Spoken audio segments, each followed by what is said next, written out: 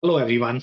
In this video, we'll discuss top 10 medical device ERP systems in 2025. So let's dive right in. Growing a business requires a holistic approach that extends beyond sales and marketing. This approach needs alignment among people, processes, and technologies. So if you're a business owner, operations, or finance leader looking to learn growth strategies from your peers and competitors, you're tuned into the right podcast. Welcome to the WBS Podcast, where scalable growth using business systems is our number one priority. Now, here is your host, Sam Gupta. My name is Sam Gupta. I am principal at Elevate IQ. Elevate IQ is the independent, vendor agnostic digital transformation consulting firm. We help our clients with digital transformation strategy, system selection, and change management. On that note, let's go back to today's topic, which is the top 10 medical device ERP systems in 2020. Before we look at the list, let's define what is medical device segment for us. So in general, this is the list of the products and not necessarily of the companies or the publishers that are publishing these ERP systems. For the most part, in this segment, we combine all size companies, meaning whether you are going to be startup, small, mid, or large, all of those are considered as part of this list. If you are curious about your specific size, you need to pay close attention to my commentary as I discuss each of the systems on this list. For the medical device segment, we have considered all of the business models. The business models could be biotech, medtech, whether you are going to be capital equipment devices or the consumables. All of those are considered as part of this list. Some criteria that we have used to compile this list is product share, acquisition strategy focused on medical device ERP, product roadmap, community ecosystem, win rate, technology strategy, as well as investors. On that note, now let's look at the list.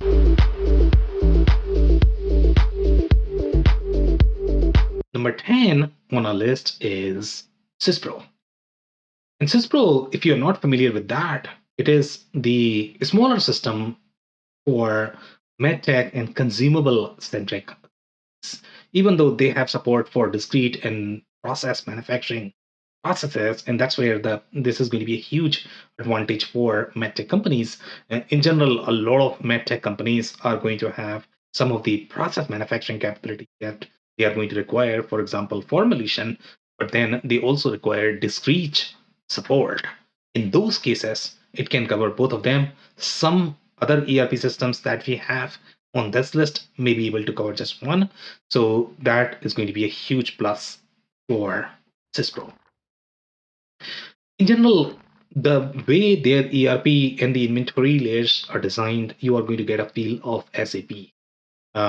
That's how their product was always designed. Even today, they are retaining that experience. So that's a huge plus, especially if you have used SAP in the past or you care for SAP-like experience, you will enjoy Syspro a lot, even though this is going to be a much smaller product compared to SAP. The implementation is going to be easier and cheaper as well. But you get the same experience.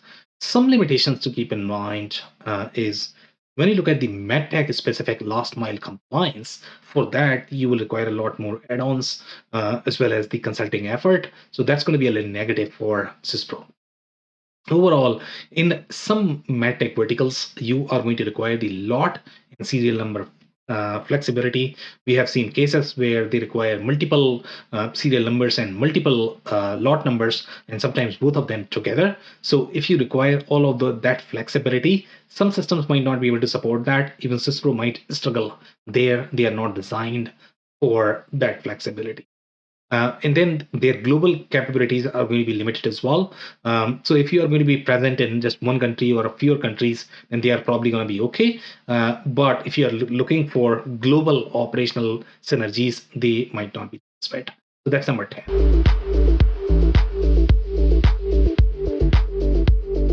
Number 9 on our list is ECID-COM. Overall, in terms of size, ECI DCOM is probably a smaller system than Syspro. And their ERP layers are going to be far flatter, even though they are able to package a lot more last mile capabilities that are going to be relevant for the medtech companies. So in general, this is probably going to be a better fit for companies that are really limited on budget and they have a lot of needs. They are looking for just one system that can do a lot. If that is the case, then ECI DCOM could be a great fit, even though they are going to be leaner in their core ERP capabilities. But for the most part, the smaller companies don't necessarily care for that. Some other strengths to keep in mind is they're also very friendly for DTC centric business model. If you are going to be very heavy in e-commerce centric processes, then ECI DCOM could be a great. In general, there's much easier implementation compared to the other systems that we have on this. Some limitations to keep in mind is the ERP layers, as I mentioned, are very limited, lean. So core ERP workflows, for example, costing, inventory, etc., you will have to take a lot more workarounds in general with ECI DCOM compared to the other products on this list. And it's probably not going to be as diverse. It's far more flavored. So diverse business models might not be this. This one might not be the best fit. And their ecosystem is very limited in general. For the most part, you're relying on their own professional services. So that's going to be a limitation, and that's number 9.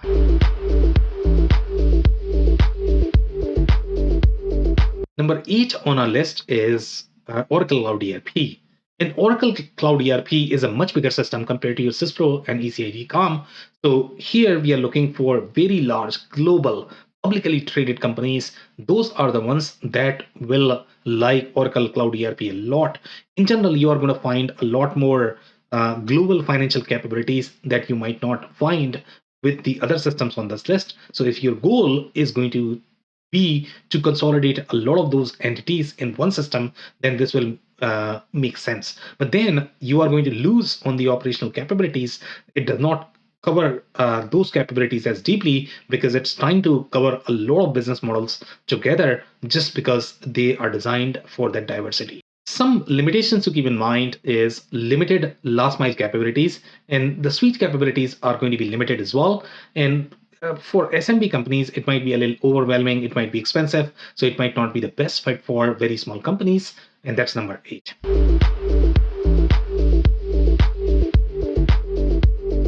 Number 7 on our list is Microsoft Dynamics 365 FNO. And again, they have changed the name of this product. I think they are now called Microsoft Dynamics 365 Finance and Supply Chain or Supply Chain Management, something along those lines. And then they have segmented this product with project operations as well. But again, the underlying product is still the same. This is the old name for that. And in general, this is going to have very similar feeling as your Oracle Cloud ERP product. It has very similar strategy. It is designed for that global consolidation. For the most part, Microsoft is not going to have as many logos with very large companies, but it is proven in that upper mid to lower enterprise segment.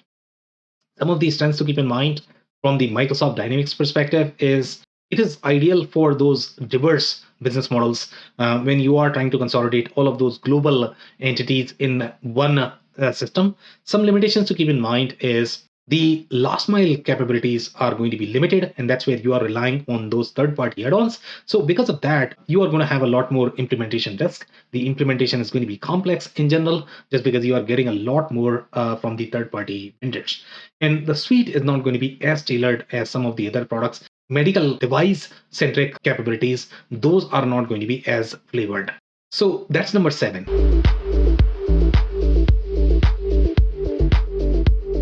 Now, number 6 on the list is SAP S/4HANA. SAP S/4HANA is also a very similar system as your Microsoft Dynamics or your Oracle Cloud ERP. It is going to be fit for those large companies. The major difference between SAP S/4HANA versus Oracle Cloud ERP, Microsoft Dynamics 365 FNO is that they are probably going to have a lot more market share in general in the medical device segment, especially with the larger companies compared to the other ones. Oracle is going to have that as well.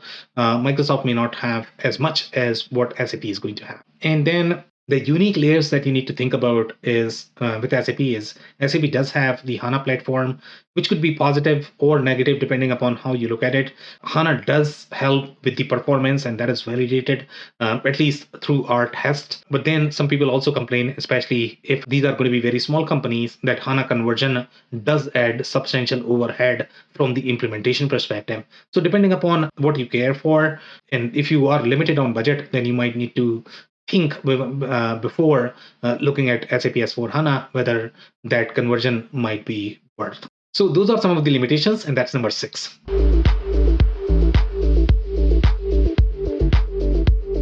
The number 5 on our list is Infor Cloud Suite Industrial Sightline. And Sightline, it's much smaller product compared to your SAP S/4HANA, Microsoft Dynamics 365 F&O. Those are going to be much larger product. Infor CSI Sightline is a SMB product, which is probably going to be comparable with Syspro, but Infor CSI may have a lot more global capabilities and the multi-entity capabilities compared to Syspro. So that's the real difference between Syspro and Infor CSI product. Some of the strengths to keep in mind from the Infor CSI perspective is it is designed for those complex sub-assemblies. For example, let's say in the medical device space, you are going to require as-built and as-maintained traceability for your device history record. And for that, you have the processes, the serialized assemblies that they have built. Those are substantially beneficial in this space. But again, with Infor CSI as well, you are probably going to require medical device IP, especially when you care for those electronic signature centric processes. For those, you will require an IP. But that is probably going to be the case with most of these systems, with the only exception probably being ECI, DCOM, that may not require as many IP. Everything that you are going to require is probably going to be part of that. But again, that's a very small product in general, overall, from the size perspective. The core ERP processes are far stronger. For example, let's say if you care for costing, then Infor CSI is going to have a lot more capabilities. And in general, Infor CSI is a great fit for field service-centric processes as well. And that is going to be applicable for a lot more CapEx manufacturers because they are going to have the service component, rental component, etc. And rental is not the core capability for Infor CSI. For that, they might require an add-on, but rental is not going to be supported by most systems that we have on the list. Maybe Epic will support that, but for the most part, it is probably not going to be supported by most systems if you care for that. Some other limitations to keep in mind is the whole financial experience is probably going to be disconnected, and the lot and serial number flexibility, if you care for that, Infor CSI might not be able to support that. They might have workarounds, but for the most part, the way the product is designed, it might not have the flexibility to be able to support multiple lot, multiple serial numbers, etc. So that's number 5.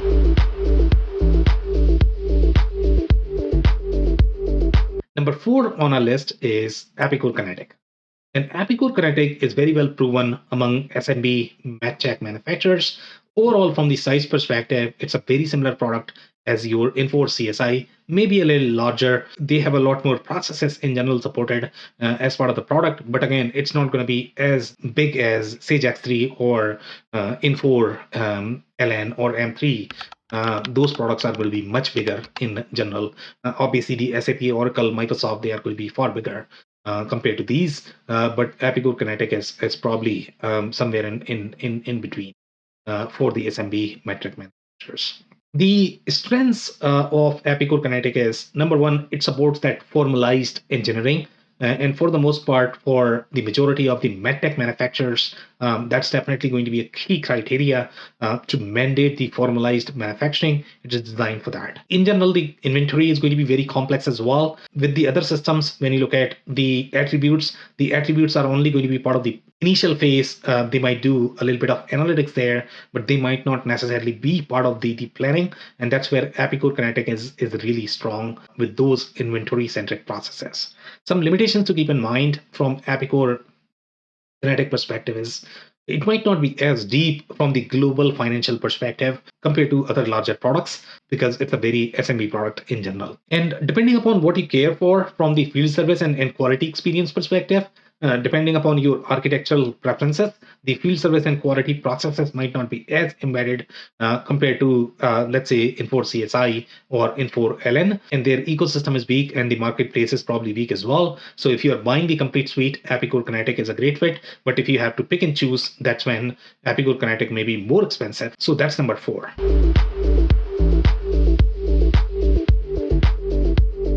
Number 3 on our list is Rootstock. And Rootstock has a lot of implementation success among medical device companies, just because medical device companies in general, they are very heavy Salesforce users. They care for Salesforce experience. If you care for that, then Rootstock is probably going to be a great fit. Rootstock is also very unique with some of the capabilities. For example, let's say when you look at the flexibility around the lot numbers as well as serial numbers, when you have to support both of them together, sometimes that could be a need for medical device companies, and that's where Rootstock has that as part of their design that a lot of systems might not be able to support, even the mainstream ones. So that's where MedTech vertical is very different, and Rootstock has been proven there. They also have the core processes for device history record.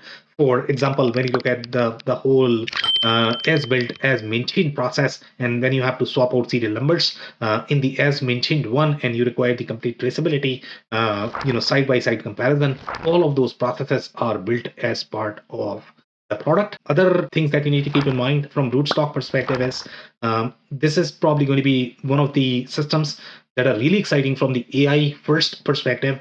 The Salesforce is investing a lot in AI, and Rootstock is going to be direct beneficiary of that. So that's a huge plus for Rootstock. Other systems that are owned by a smaller private equity, or they are very small companies, they might not be able to afford as much AI investment. So if you care for AI first system, then Rootstock would be a great fit. Some limitations to keep in mind is functionally it might not be as rich compared to the other products, but again, there are always going to be workarounds with every single system. Depending upon whether those workarounds are going to be okay for you or not, that's where you need to do much deeper due diligence during your selection process. And their ecosystem is probably going to be limited as well. So those are some of the weaknesses, and that's number 3. Number 2 on our list is Sage X3. And Sage X3 is probably going to be one of the most proven in the medical device sector, just because Sage X3 always had focus on medical device pharma-centric verticals. Their whole ecosystem is going to be, you are going to find a lot more companies that are consulting in the Sage 3 ecosystem. They are going to have familiarity with the system and processes. When you are looking at validation-centric processes or FDA-centric compliance processes, all of those consulting companies might be available in the Sage X3 ecosystem. In general, the way Sage approaches their ERP systems, their approach is very generic as well. Even though Sage X3 might not be as large as SAP or Oracle, they are very mid-market, upper mid-market centric system. So they are going to be very deep in terms of their accounting capabilities. The kind of security layers that they are going to have, they are very deep. Now that could be a pro as well as a con. So for med device segment, you do require a deeper auditability. That's why it is a great fit for med device. But some companies might mind that. They might feel that those layers are unnecessary. So for those companies, it might not be the best fit. But in general, for med device companies, that's a capability that you are probably going to. Some limitations to keep in mind is their suite capabilities. The suite might not be as complete. The integrations might not be as complete. So you are probably going to get those from third parties. So that's number 2.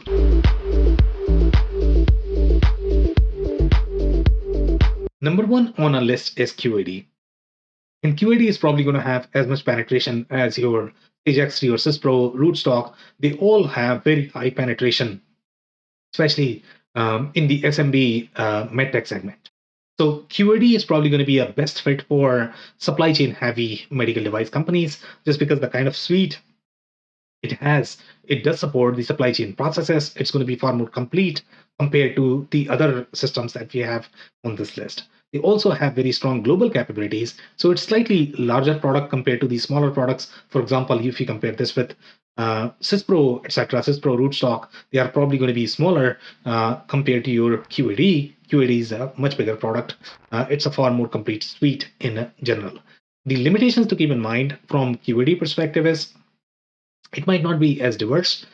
So if you're looking for that financial ledger globally, then for that application, QAD might not be the best fit. This is primarily for the operational needs. If you care for that, then QAD is probably going to provide you better value. And then it might require add-ons for some of the medical device specific IP, but that is probably going to be with most systems that we have on this list, with the only exception being maybe DCOM may not require that, or Sage X3 may not require that, but they are going to require other integrations. So in this particular case, medical device specific IP may be to a third party from a VAR, so that's going to be a limitation, and that's number one. If you enjoyed this video, we are going to include a link for a detailed report that is going to have a lot more details. We publish these videos on a weekly basis, so you might want to hit subscribe button on our YouTube channel. Also, if you prefer audio form, this podcast is available on the major podcasting platform. On that note, thank you so much for tuning in. I'll see you in the next one. Thank you for listening to another episode of the WBS Podcast.